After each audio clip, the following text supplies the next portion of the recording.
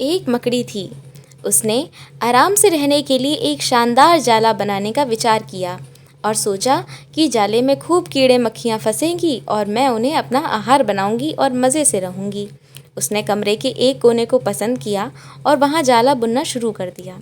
कुछ देर बाद आधा जाला बुनकर तैयार हो गया। यह देखकर वह मकड़ी काफ़ी खुश हुई कि तभी अचानक उसकी नज़र एक बिल्ली पर पड़ी जो उसे देखकर हंस रही थी। मकड़ी को गुस्सा आ गया और वह बिल्ली से बोली, हंस क्यों रही हो? बिल्ली ने जवाब दिया, हंसूं नहीं तो क्या करूं? यहाँ मक्खियाँ नहीं हैं, ये जगह तो बिल्कुल साफ सुथरी है, यहाँ कौन आएगा तेरे जाले में? ये बात मकड़ी के गले उतर गई। उसने अच्छी सलाह के लिए बिल्ली को धन्यवाद दिया और जाला अधूरा छोड़कर दूसरी जगह तलाश करने लगी। उसने इधर उधर देखा, उसे एक खिड़की नज़र आई और फिर उसमें जाला बुनना शुरू कर दिया। देर तक वहाँ जाला बुनती रही। तभी एक चिड़िया आई और मकड़ी का मजाक बनाते हुए बोली, अरे मकड़ी, तू भी कितनी बेवकूफ़ है। मकड़ी ने पूछा, क्यों? चिड़िया ने उसे समझाने लगी, अरे यहाँ तो खिड़की से तेज़ हवा आती है, यहाँ तो तू अपना जाले के साथ ही उड़ जाएगी।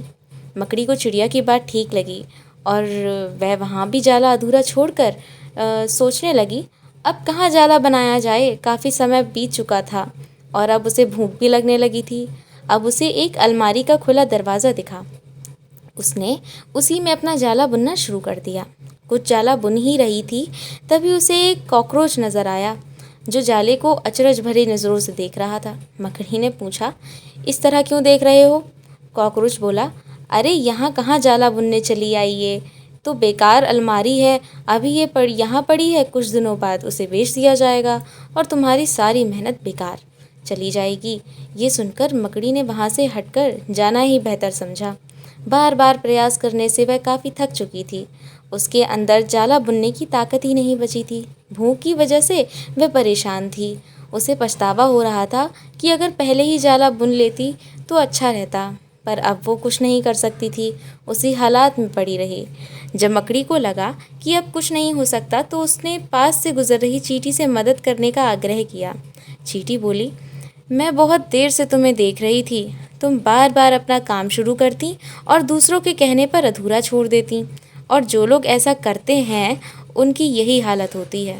और ऐसा कहते हुए वह अपने रास्ते चली गई और मकड़ी पछताती हुई निढाल पड़ी रही।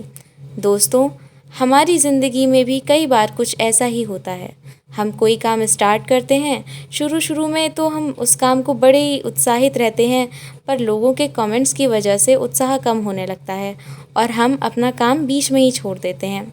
जब बाद में पता चलता है कि हम अपनी सफलता के कितने नज़दीक थे, तो बाद में पछतावे के अलावा कुछ नहीं बचता। धन्यवाद।